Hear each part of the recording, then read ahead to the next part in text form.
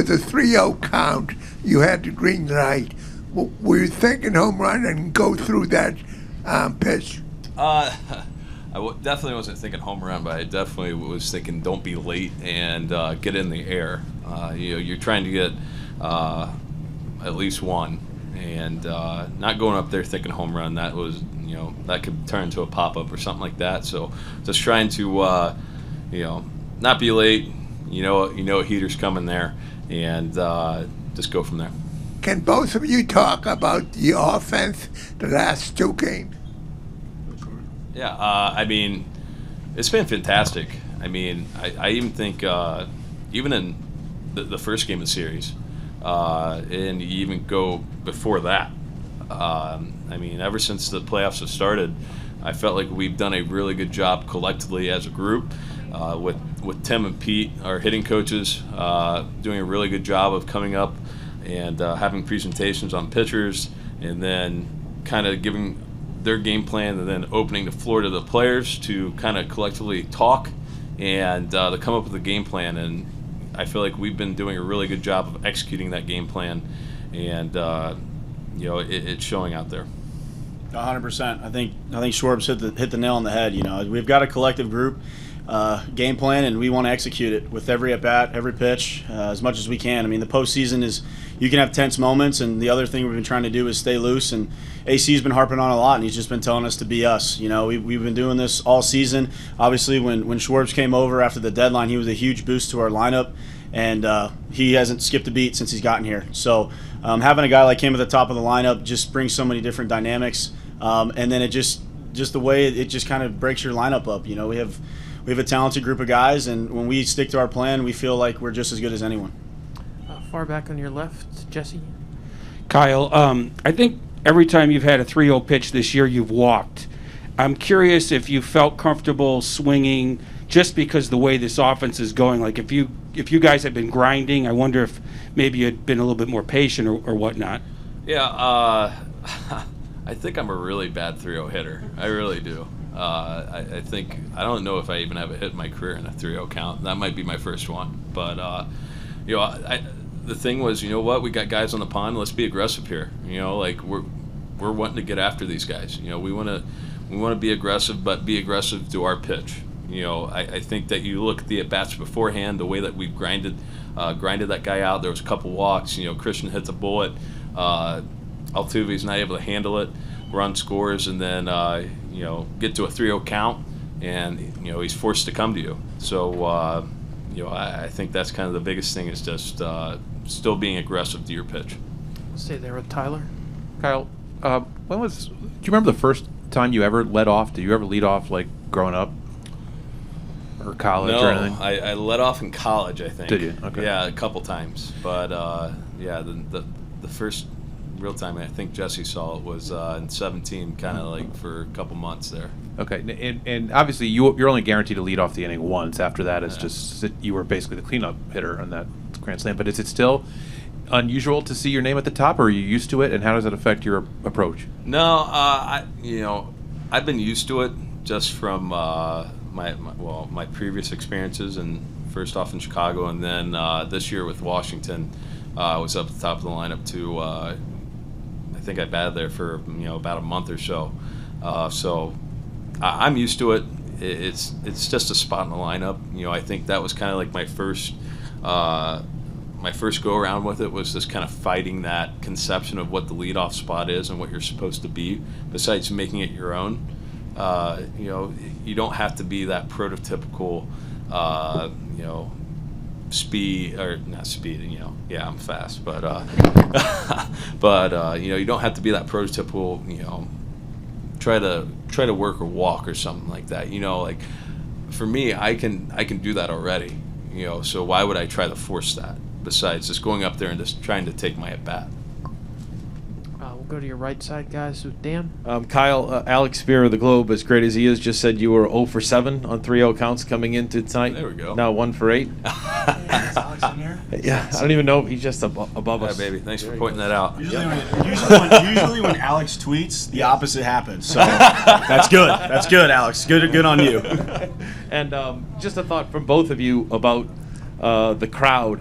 what it was like tonight, but also rounding the bases after you each homered. How loud was it, and how cool was that for you? Yeah, I mean, for me, it's the first time I've ever experienced that in the postseason. Obviously, Schwarbs has done it plenty, and it never gets old. Every time you hit a homer, I mean, this game is so hard that anytime you can clear the fence and you can jog the bases, it's special.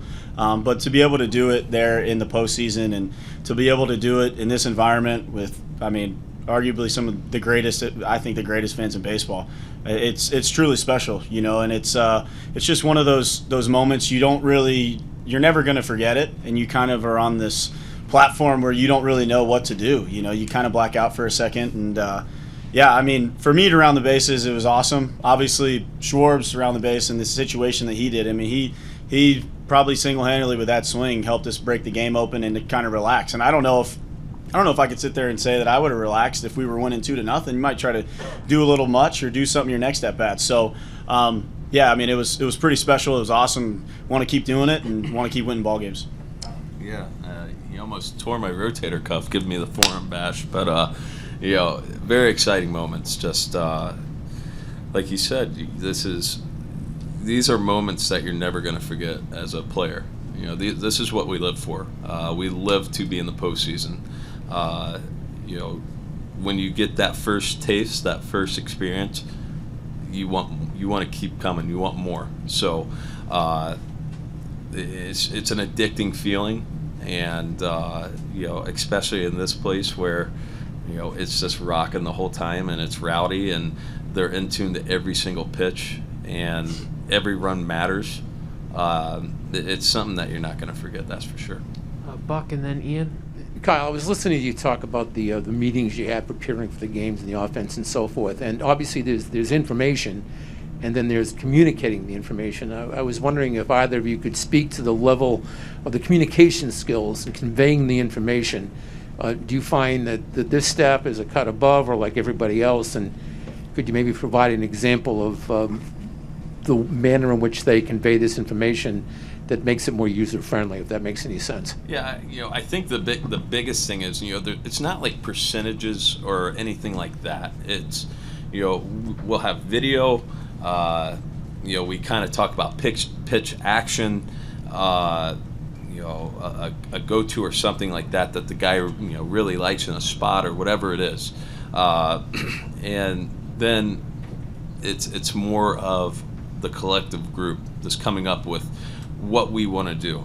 You know, do we want to really work this guy? Do we, you know, do we want to do this? Do we want to do that? You know, it's nice because we're able to sit there in a group setting, and righties can talk to righties, lefties can talk to lefties, and we can all kind of formulate what we want to do. And that might not, you know, yes, we have a group thing, and then you can kind of tailor that to your individual plan as well. No, 100%. I think Schwarber hit it on the nail on the head. I think we go into those meetings, and obviously for the younger players that haven't faced some guys even, you know, we talk to the veteran guys who have faced the guy multiple times, and it's, hey, what to expect here, what to expect there. And I think everyone from the top to the bottom does a really, really good job of even in-game prepping. You know, I mean, to get in there and have an at-bat and to see what a guy's action is on a certain pitch, or, hey, this is what our plan should be as a righty, or this is what our plan should be against a lefty. Everyone's coming in and relaying that feedback. Now, some guys have different tendencies, you know, like J.D. Martinez can go to right field at will. Some other guys are more comfortable pulling the ball. Xander Bogaerts can hit a fastball above his eyes better than anyone I've ever seen in the big league. So, obviously, it's tailored to what you know you can do personally. But, I mean, to have a general idea of what a guy's action does, what he wants to do, what his plan is, and to understand that plan is huge. Yeah, and even to back that up, it's just like for me personally, like I haven't faced these guys. I haven't faced these guys this year. I think the last time I saw these guys were, you know, I mean, spring training, yeah, with the Nationals, but in 2019 in a regular season game. So being able to have guys, you know, who have faced them already throughout the season, to kind of relay that information, definitely helps me. You know, and I know that in end-game stuff too really helps all of us. Yeah, absolutely. Ian, on your right, guys.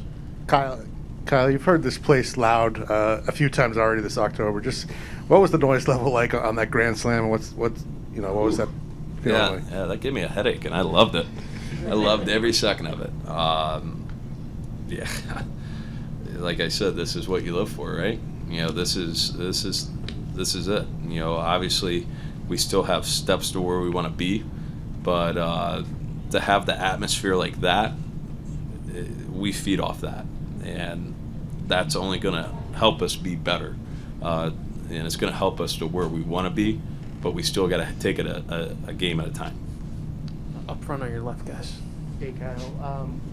Where'd you get the shirt, and when did you first hear that they called you Kyle from Waltham? Yeah, Waltham. I guess that's where I'm from, according to people from Boston. I guess Middletown, Ohio is not a real place anymore. But no, I got it. I think Carabas got it. So sent it into the locker room. So I think the first time I saw it was either him or like MLB posted something, and then everyone's asking me like, "What's Kyle from Waltham?" I'm like, "What?" I'm like, "I'm from Middletown, Ohio." But But a field day with that one. yeah. Waltham, they're gonna have a field day. But I guess my hometown's Waltham now, so go Hawks. Hannah on the left. This for both of you. You guys were talking about sort of the communication and strategizing that goes on between offensive players on this team, and whatever it was. 2 days ago, Cora was talking about how Jose Iglesias has sort of functioned as a coach this postseason, and I was wondering if you could tell me a little bit about how he's contributed to those hitters meetings. I mean, Iggy was with the Angels for the majority of the season. He faced these guys plenty, and he's a veteran. He's been around. He's a hell of a player, and he helped us so much down the stretch. I don't even think he really realizes like the impact that he had on our team. I know I got to see it from afar when I was rehabbing and I was trying to get back to the team, but I was so genuinely happy to see a guy step in and to not skip a beat, to come here and to feed off this energy. I talk to him about it all the time. And for him, I mean, he's, even if it's not verbally, but it's just the way that he carries himself, the way he handles himself. I mean, he's been a huge asset to this team down the stretch run and even into the postseason, and he's given us the information we need facing these guys multiple times. He's helped me. I mean, I come back, I talked about it in the ALDS. One of the games I tried to lay a bunt down, and right after the inning, he tells me, "Hey, I used to do the same thing you did with my back foot. Keep your back foot still." I mean, little things like that you don't really think much about. And then 2 days later, here I am having to put a sack bunt down, and that's the first thing I thought of was don't move your back foot, and I got it down. So Iggy's been such a great teammate. He's been such a huge boost for this team and what he's done for us. Now, obviously, he can't play with us. We'd love to have him playing with us, but for him to be there all the time, he's always on the top step. He's pushing the cart now. He's always invested, and he knows that he's a part of this team as much as anyone else is. I mean, there's a bunch of people that aren't in an organization anymore that were a part of this team at one point or another, and they've helped us in so many different ways. But Iggy has been a phenomenal teammate, and he's been a huge asset for us. Yeah. Same. I mean, this guy has – let's be honest, we're not here without that guy. He did a phenomenal job from coming over here and stepping right into a role and playing unbelievable defense, having great offensive at-bats, and just the energy he brings on a daily basis is great. As soon as you walk into that clubhouse, he's in there, and he's going to give you a "What's up, kid? How you doing?" Just ready to rock and roll. So, like he said, the information he's passed along with these guys, just the game knowledge. Like, this guy's been around and he knows the game. And for me, being new to the infield and things like that, he's able to help me out with going out there and footwork, taking ground balls, things like that. And obviously on the offensive side too, just being able to talk some of these guys that we're facing and the kind of formulated game plan. We'll finish up with home runs. Is the laundry cart ride losing any appeal, or still magical? Oh, no. Never. No. Never. As Rafi says, tunnel time. Tunnel time. So that's what we like to do. So, Tyler on your left. Yeah, Kyle, you were talking about the noise and the energy here at Fenway. You've had the opportunity to play at two historic ballparks, Wrigley and Fenway. What distinguishes the Fenway sound or the Fenway feeling in October from the Wrigley one? Yeah, I mean, it just feels like everything's right on top of you, right? Like, it just feels like it's just right on top of you. There's no foul ground. I mean, you look back and the stands are right there and it's straight up, and then, I can't imagine what it's like being out in the bullpen, right? Like, having all those, they're crazy out there, and I love it. Crazy. I love it. Just Good crazy, though. Good great crazy. Great crazy. Just jumping up and down, being loud the whole game. I mean, it